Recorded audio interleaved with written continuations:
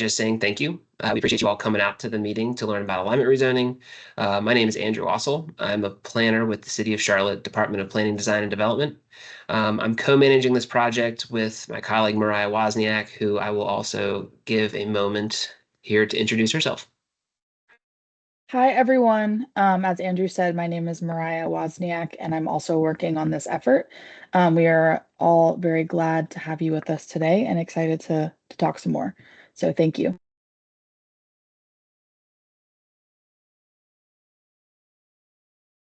Couldn't find the mute button. Thank you. Awesome. So, as I said, thank you for joining us. We are excited to present this project to you all.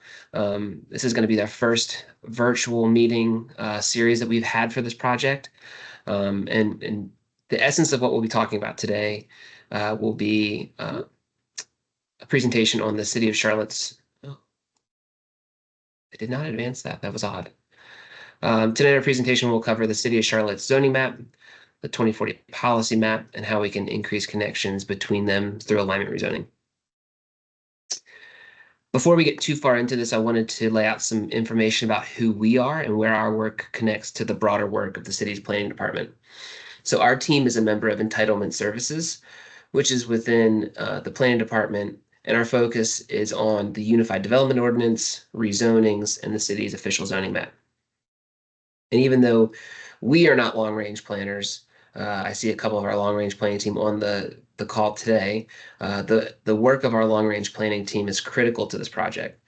You may be familiar with the city's comprehensive plan, the policy map, community area planning. All of this work is under the umbrella of long-range planning within our planning department. And this work is critical for us as a guide for the future of development in Charlotte. And this isn't all, as most of you know, this isn't all that the planning department does. So I wanted to call out a few of the other divisions within our team to specify that our project won't really overlap with the work of our other divisions. So community tree canopy preservation, the Urban Design Center, our regional transportation planning organization, and the Charlotte Development Center are all critical to our city.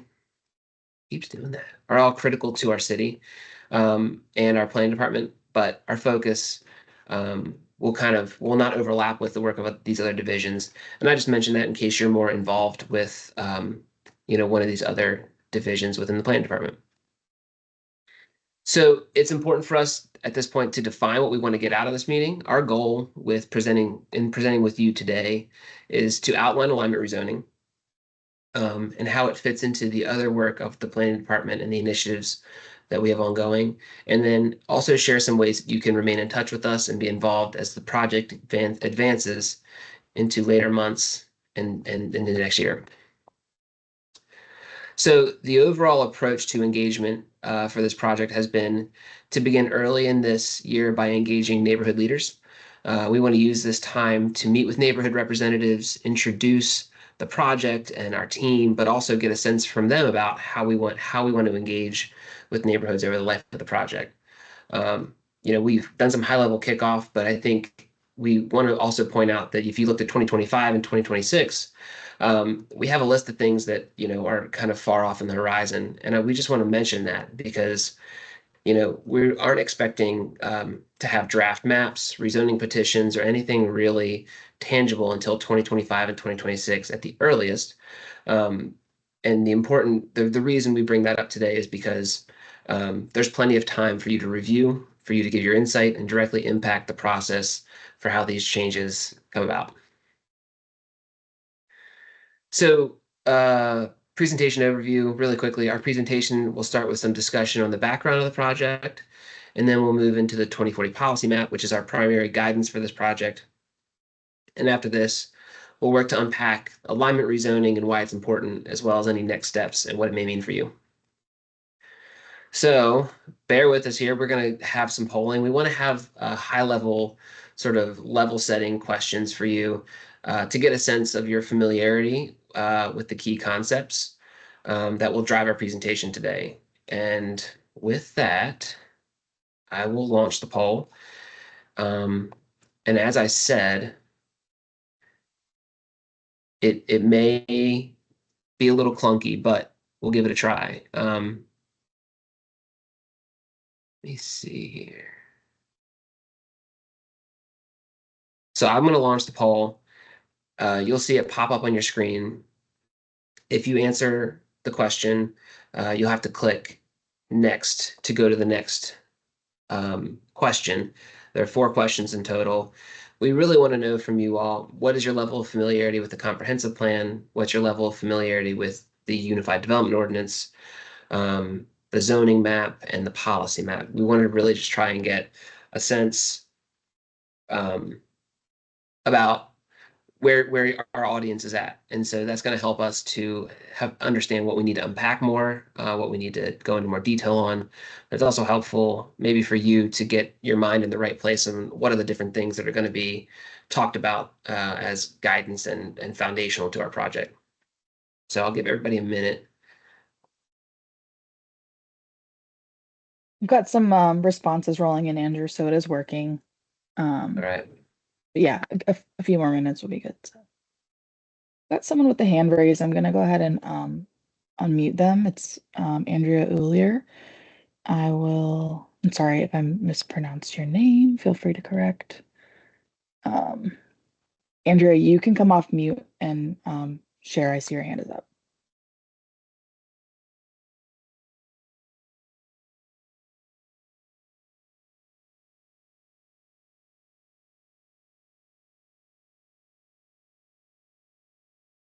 Apologies, Andrea, we can't hear you. If you want to type your question in the chat, we can take your question that way. The only thing I'll say is if you can't participate in the poll, it's not the biggest deal. Oh, Okay, I think we're there. I apologize. I'm not able to type into to ask for help in the chat bar. The chat bar seems to be disabled, and I don't have a polling button on my my header on my dashboard. So it looks can like you suggest where I should look? no. So it looks like a few of you all are in the meeting as unverified. So I think that will limit your ability to write in the chat or participate in the poll. Can you see the presentation though? Absolutely. Yes, everything else is functioning brilliantly. Okay. okay. Yeah, okay. Unfortunately, it's something we're running into today. But if you notice that you have an unverified in parentheses behind your name, that might limit your Okay. options Is to there a way, participate today. and how would one go about verifying? So Did that you It's a in good the question. future. did you register for the event or Yes, do ma'am, you I know sure if did, and I got the reminders and the invite. interesting. We think it's Okay. A Teams thing. So we're like Andrew said, this is our first time using Teams for public virtual meetings. So we're kind of testing it out. Seems like we might be going back to Zoom. So Okay, sorry thank about you. that. That's all right. Thank you. All right, I'm going to close the poll. If you were able to participate, great. If not, it's really okay.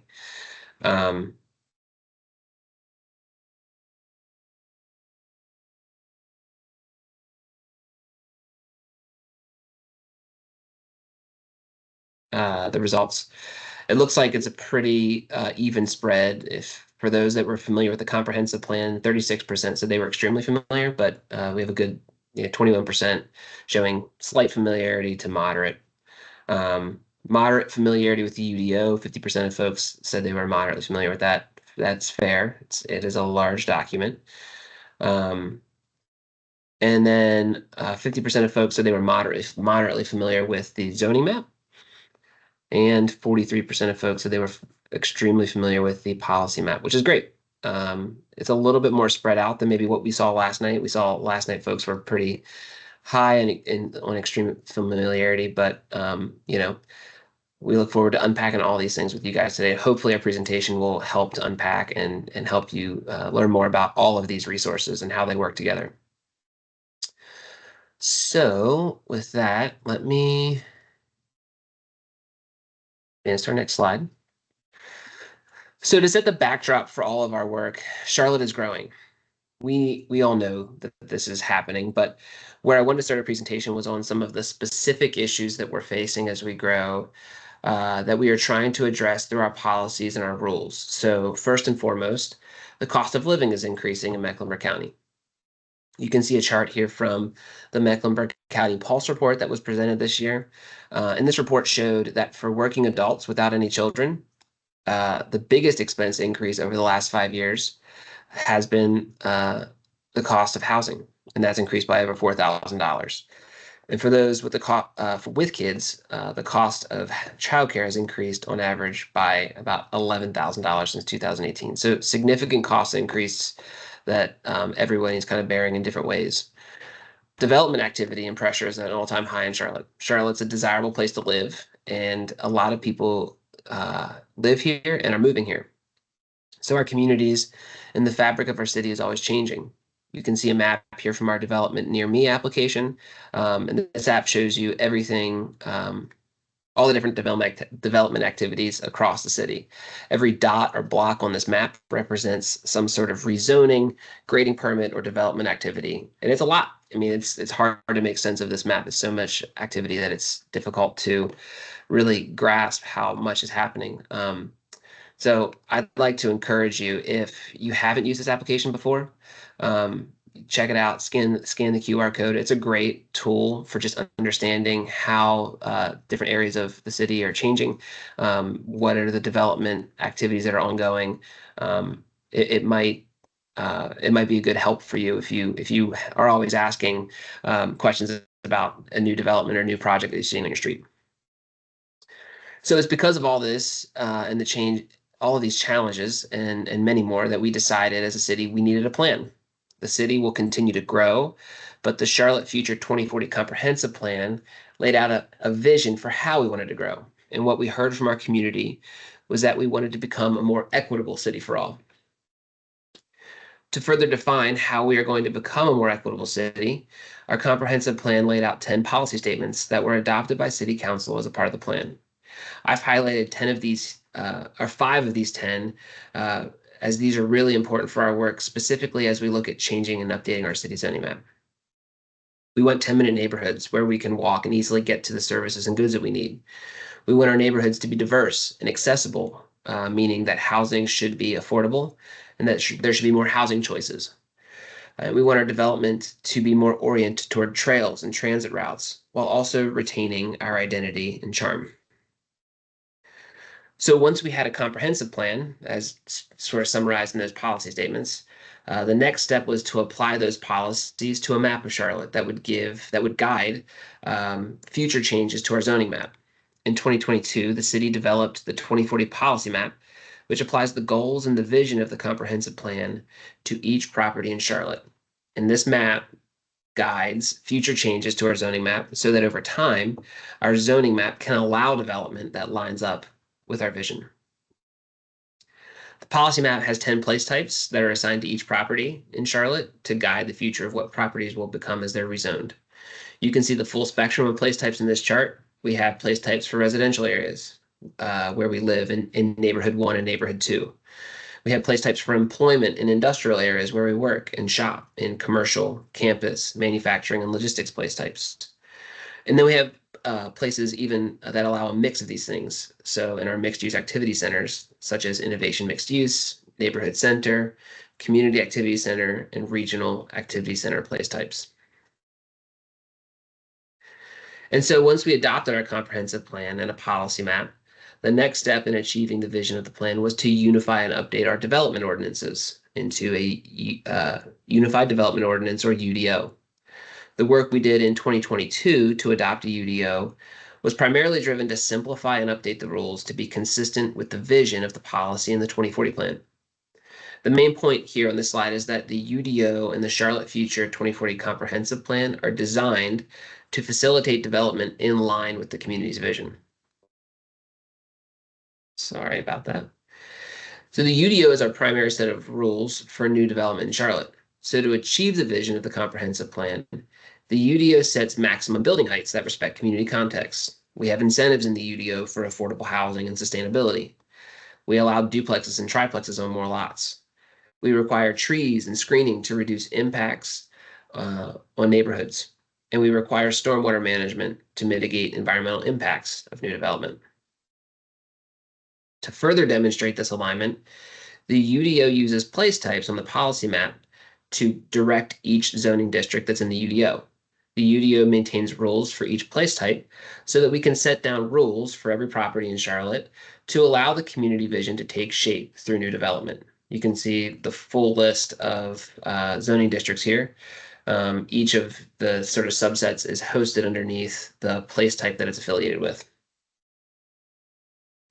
It's important to note here, though, that when the UDO was adopted and became effective on June 1st, there was a direct change that occurred to update and translate our zoning districts from the old districts to the new. But this importantly did not address any areas where the policy map may not line up with or were misaligned with the zoning. And I'll unpack what that means in a minute. This change that occurred last year was just a translation from the old districts to a new UDO district. And this change didn't really consider necessarily the policy direction for the future. So to better help you understand what we mean by misalignment, let's look at an example area. This is the Sugar Creek Road area near the intersection of Mallard Creek Road. What you see here is a picture of the areas that the 2040 policy map recommend become a neighborhood center. So what do we mean by neighborhood center? This is what neighborhood center place types envision. The question for you all is, and this is an obvious question, so don't feel like we're trying to trick you, do these two images look like they align? Are they the same types of places? No, not exactly. And that's because the policy map guides for the future and recommends to the city and city council that as zoning changes in this area, it should allow more places like this. The reason this corridor looks the way it does is because this is what zoning has allowed. On June 1st, 2023, when the UDO became effective, the zoning in this corridor changed from B1 commercial to commercial general. But this was just a change that translated the old zoning districts to a new UDO zoning district. The existing commercial zoning in this corridor means that property owners have been and will continue to be allowed to build to the rules that allow commercial places like this. So how do we get from the Sugar Creek that we see today to the neighborhood center place type that our policy map envisions? Alignment rezoning is the effort we'll use to identify and make changes to zoning in these places. It will look at the entire zoning map and support better connections between zoning and the policy map by suggesting changes to zoning in areas where our adopted policy is recommending something different than what it's zoned for today. This approach has a long list of benefits. It will be a major effort for sure, but it will be comprehensive and it'll be led by the city, not targeting one area or one neighborhood, but applied across the entire city. It will help us better be able to provide capital projects where our zoning is not allowed, or where our zoning is updated to align to our community vision. And it's important to note that by right development is really just development that happens in line with what the zoning map allows. So that happens today and it will continue to happen, both here and everywhere in North Carolina. As Charlotte undertakes alignment rezoning, by right development will be better aligned with the goals that we have as a community, getting us to a place, hopefully, where development outcomes are better meeting community needs. Did I miss? Okay, we're good. Making updates to our zoning map in this way presents a lot of opportunities. So if our comprehensive plan and our policy map are working to achieve things like more housing supply, aligning zoning is going to allow that new development to provide that much needed housing. If our plans and our policy map want to shorten the distance from the places where you live to the goods and services that you need by creating 10-minute neighborhoods, updating zoning to apply that is going to allow development that may mean you don't have to get in a car to drive and go to the grocery store or shop. So I'll hit one more time on the project schedule because as we wrap up, it's important to note that there is plenty of time for you to review and give your insight. We really wanted to try and hit on the main points today of what this is and what is the essence of why we're doing this. But coming back to this, we just want to stress that we don't have any draft maps available today. We have sort of ideas about where alignment rezoning could be applied. However, the draft maps and the initial recommendations will not be ready until 2025 and 2026. Today, this is probably one of the more important slides that you'll see. We have a few ways for you to be involved. The first is our project website. You can go to cltgov.me/ARZ, and this will get you to the page where you can find all of our project resources. And this includes the next two items that I'll talk about. If you've heard anything that you would like to talk more about in a one-on-one setting, on our project webpage, there is a section for you to connect with staff. If you schedule time through that application, we will pick up the phone and talk with you about any questions that you have at the time that works for you. These can be site-specific questions, general process questions, and really everything in between. We did this with our neighborhood leaders in the spring, I think it was really helpful. And I think I can speak for those who we spoke to over the phone. It was a really quick, easy way for us to download a lot of information and really get them caught up on whatever it is on their mind, and sort of it allowed us to connect better with them. And lastly, subscribe for project updates. The best thing for you to do today is probably scan the QR code, enter your information if you haven't already, because as we come out with meetings and draft maps, that subscriber list is going to be one of the first groups that we reach out to. So with that, we have some questions. We will take those one by one, I think. Here's our contact information if you don't want to stick around for questions. Again, there's the code to scan for project updates. But this is also our contact information. Feel free to send us an email to get in touch. We're looking forward to continuing the conversation. But with that, I will maybe hand it over for questions. Yeah, so Andrew, there's a few things in the chat. One question from Todd about if the presentation will be distributed. And we will be sharing the slides and the presentation recordings on our website. So you'll get a notification on those via email at the end of the week. And then we have a question from K. Doyle George about legacy zonings. And I'm gonna unmute you, K. Doyle George, if you wanna come on. Oh, rezonings that are now in the pipeline. Great question. So this phase of the project will not look at conditional districts. We know there are interests there with vesting and the different kind of coordination that goes on with those projects. So that will come in a later phase of the project potentially. So for right now, we won't be looking at conditionals.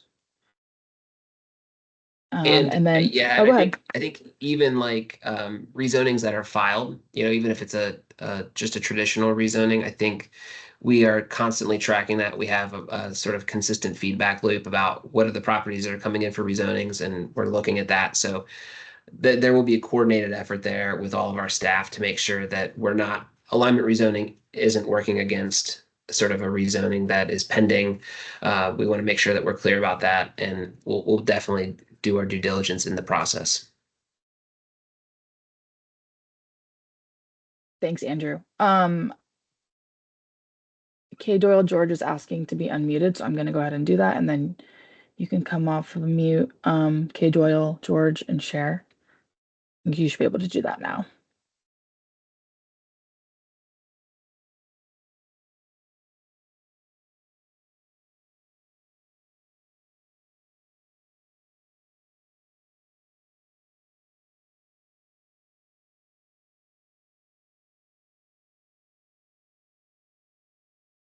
Okay. If you're able to do that, oh, go ahead. I was just going to say, we can't hear you.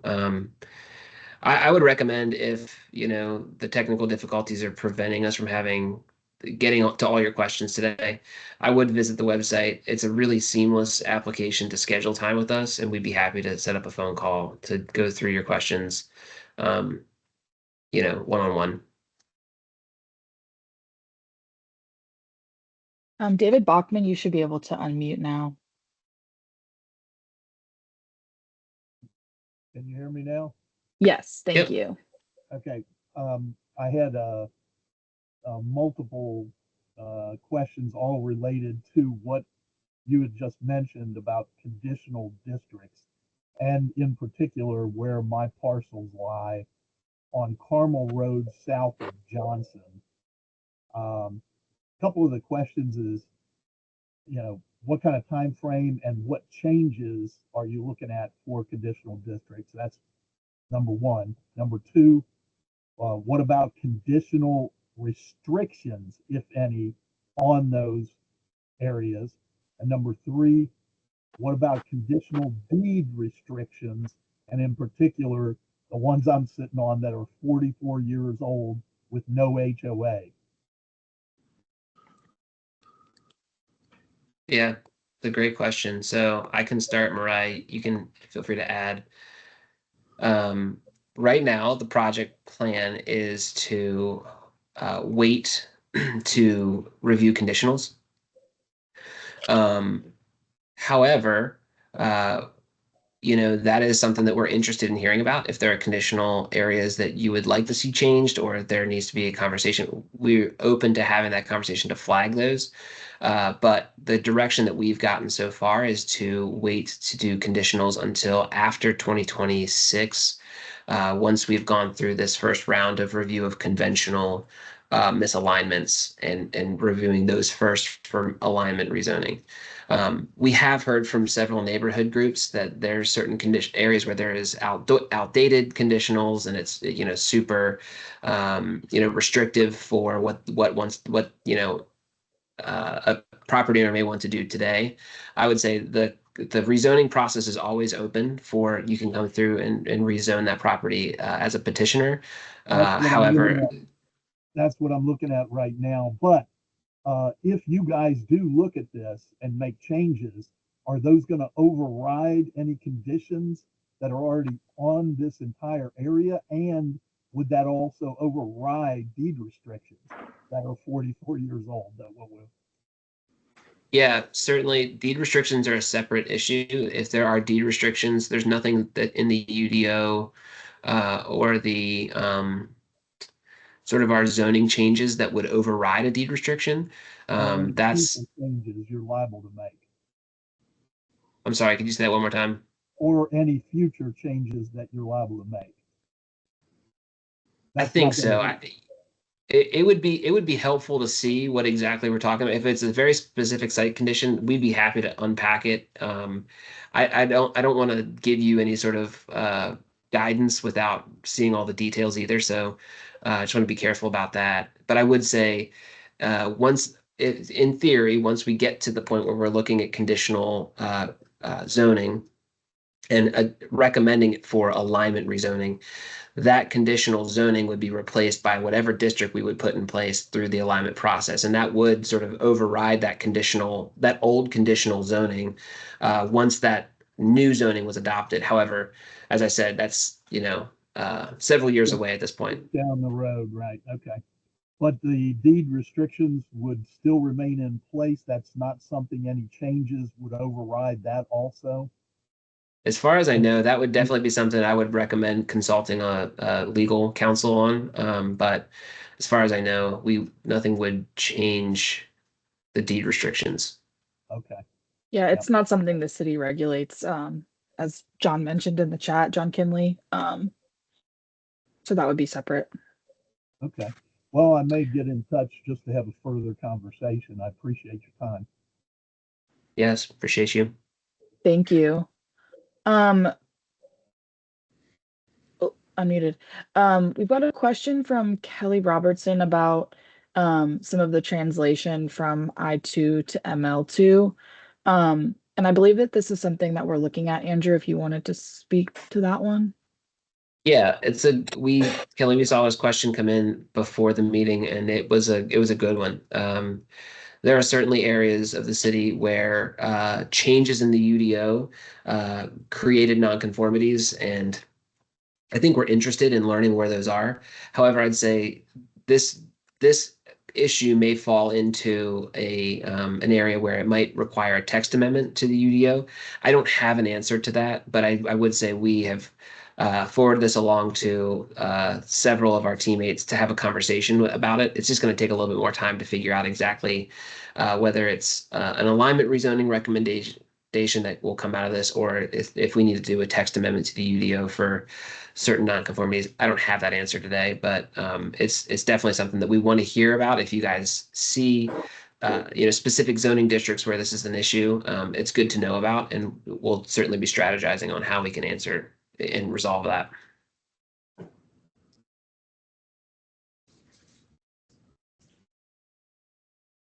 Yeah, thank you. I don't yeah. see anything else coming in through the chat, and I don't see any hands raised, but it sounds like maybe someone just came off mute, so feel free.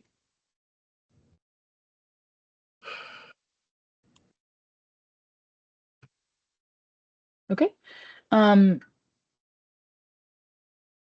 It seems like we could probably hang out if folks have questions, and otherwise we can probably wrap.